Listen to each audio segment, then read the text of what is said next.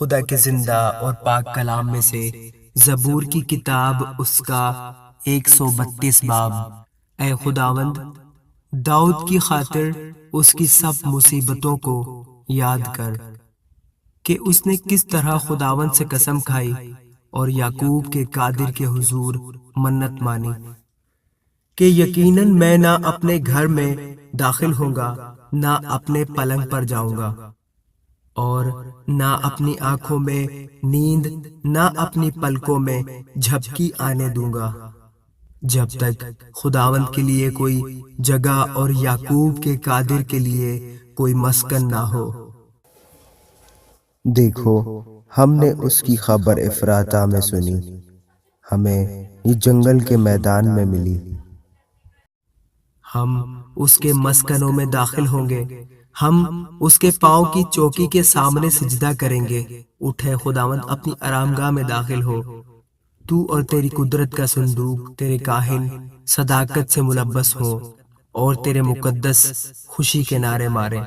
اپنے بندہ داؤد کی خاطر اپنے ممسوح کی دعا نامنظور نہ کر۔ خداوند نے سچائی کے ساتھ داؤد سے قسم کھائی ہے اور اس سے پھرنے کا نہیں، کہ میں تیری اولاد میں سے کسی کو تیرے تخت پر بٹھاؤں گا۔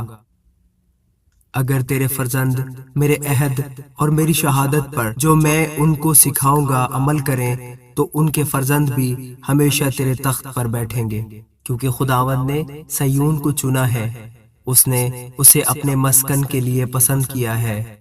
یہ ہمیشہ کے لیے میری آرامگاہ ہے، میں یہیں رہوں گا، کیونکہ میں نے اسے پسند کیا ہے۔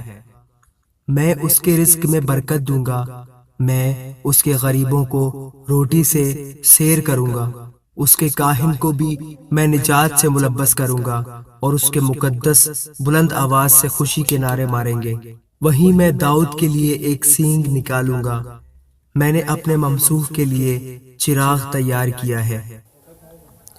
میں اس کے دشمنوں کو شرمندگی کا لباس پہناؤں گا، لیکن اس پر اسی کا تاج رونق افروز ہوگا۔ آمین۔